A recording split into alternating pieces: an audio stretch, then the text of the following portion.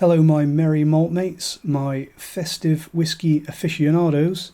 Let's get straight into another dram. So yesterday was the 10th of December, today we're looking at the 11th, which yet again I cannot see, it's down there.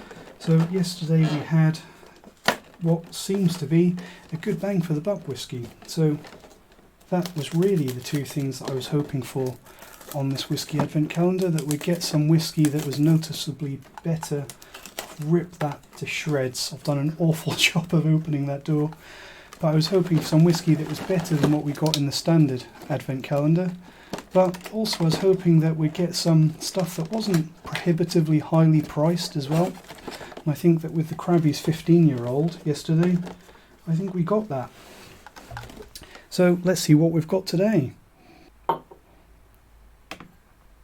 Let's not do that on the laptop, seeing as yesterday I poured it everywhere, tried not to see the label. Label away, crack the seal, and away we go.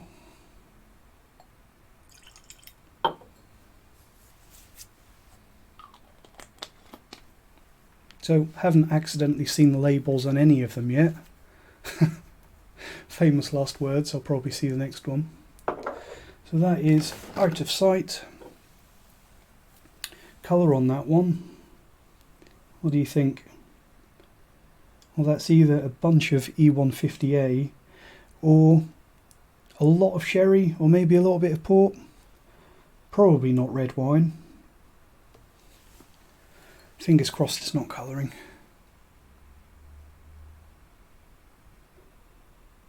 So probably nothing too unusual on the nose of this one today. Getting quite a bit of maltiness, smells reasonably old. It's not a young whiskey like a couple of the others we've had recently have been. Maybe a slightly leafy vegetal character in the sherry. Definitely a very rich, very fresh sherryness to this one though. So I would say that this is probably a whiskey in its high teens that's had a sherry finish added to it, but one that's gone reasonably well. Smells pretty good. Let's see how it tastes.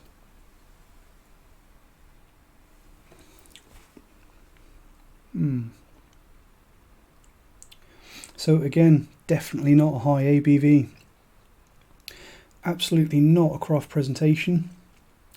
Probably not even 43%.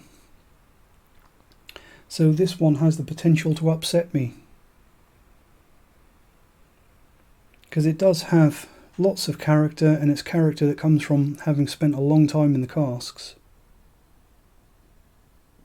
Getting some lovely creamy maltiness, sweet maltiness.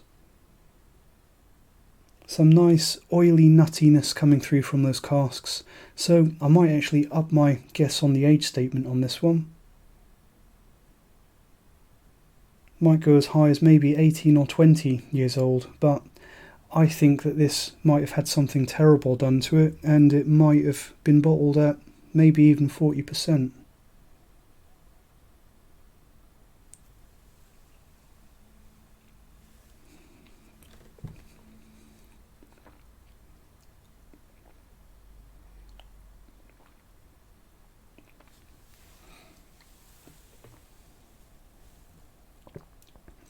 As for that colour, probably natural, but bearing in mind that this tastes like a very low ABV, anyone's guess as to what they've done to the presentation of this whiskey. The fact that I'm guessing it's such a low ABV, I'd say that it's probably almost certainly chill filtered, which means it's anyone's guess as to whether they've added colouring into this as well. So what is this then? It really is a bit upsetting, because you can tell, me personally, and you guys tell me if you agree on this, if you've had this whiskey, if you've seen the reveal and you know what it is, or if you're following along in your advent calendar and you know, this is a whiskey that smells like it's got so much potential. It's It's an old whiskey. I know it. I would bet money that this is 18 to 20 years old. Because you're just getting those oily, nutty, malty notes that you cannot fake. This is an old whiskey that's been made with love. And the nose has done pretty well. The intensity of the aroma is pretty good. It doesn't leap out and grab you by the nose as some craft presentation really well aged whiskey does. But it's a beautiful whiskey to nose. But when you get to the palate, and I'll just take another sip.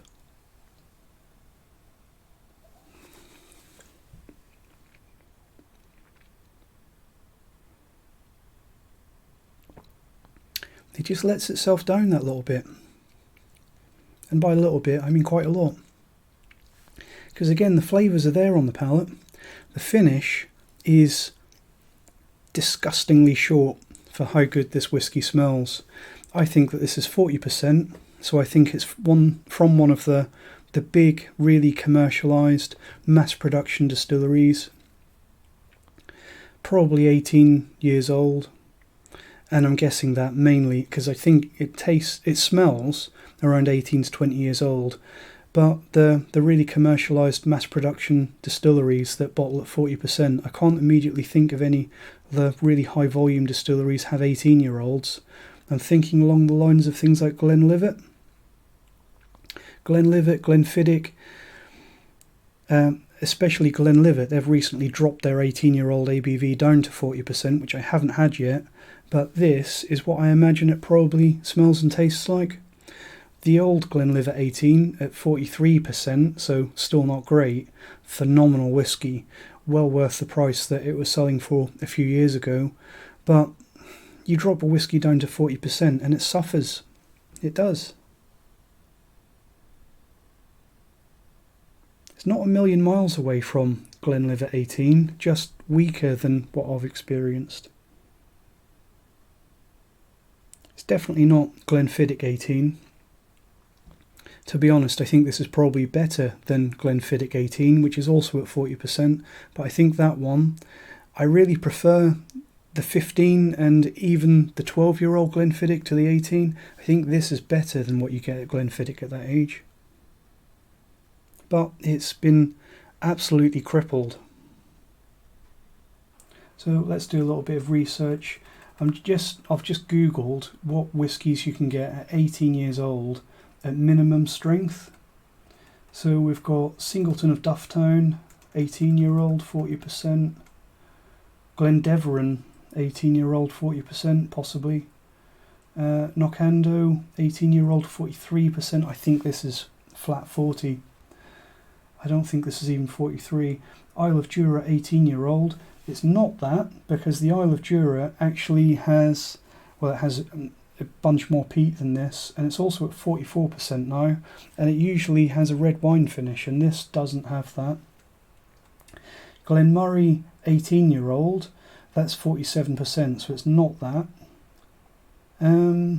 Johnny Walker, 18-year-old, I think this is better than that. I don't think it's a blend, and I think this has got more going for it than anything from Johnny Walker, between you and me. So nothing there is really jumping out as anything that this could obviously be. I think the closest thing that I can think of is probably the Glenlivet 18-year-old at 40%. Now that that's been in the glass for a little while, I'm getting a lovely, really lovely nutty, savoury, old malt note on the nose. You can tell it's really well made whiskey. It's been put into some really good casks and loved for the best part of 2 decades. It's going to have the remainder of this, and then I think we'll go for the reveal. Speyside Scotch, 18 years old, 40%. And I'm probably not right, but I'm going to take a wild stab in the dark at Glenlivet 18.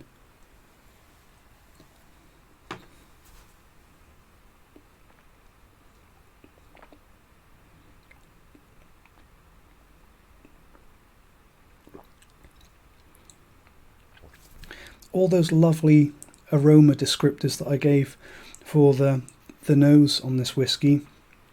And then you get to the palate, and there's just a general sweetness and a hint of old age. You get to the finish, and there's nothing there. There's one word that sums up the flavour, the taste, and the finish of this whiskey: thin. It's the ABV. Let's see what we've got. So this is not going to be a high scorer. I would guess that this, I'm probably going to put this sort of just below halfway on the leaderboard, probably. Singleton of Dufftown, 18-year-old, 40%. So I can't remember if I've had this one before or not. I think Dufftown, the 18-year-old Dufftown, did come up when I googled, so I probably should have paid attention to that. But makes sense that it's similar to the 18-year-old Glenlivet, same ABV, same age, similar area of Scotland, and obviously similar-ish whiskey. I really do need to try the new Glenlivet 18 at 40% sometimes. I don't really want to buy a whole bottle of it at that ABV, because it's going to be disappointing, and we shouldn't encourage these distilleries, like Dufftown apparently, to put out good whiskey at a strength that's too low to appreciate it, because it's a dirty trick, and to be perfectly honest, it's borderline heresy. But anyway, Singleton of Dufftown, 18-year-old, a good whiskey done wrong. But still, it's been fun, and for what it's worth, I did enjoy that one. It just could have been so much better. Why do they do it? Thanks for joining me, whiskey fans, and I'll see you all again tomorrow, when hopefully we'll have something that's not 40%. Slàinte mhath, see you tomorrow.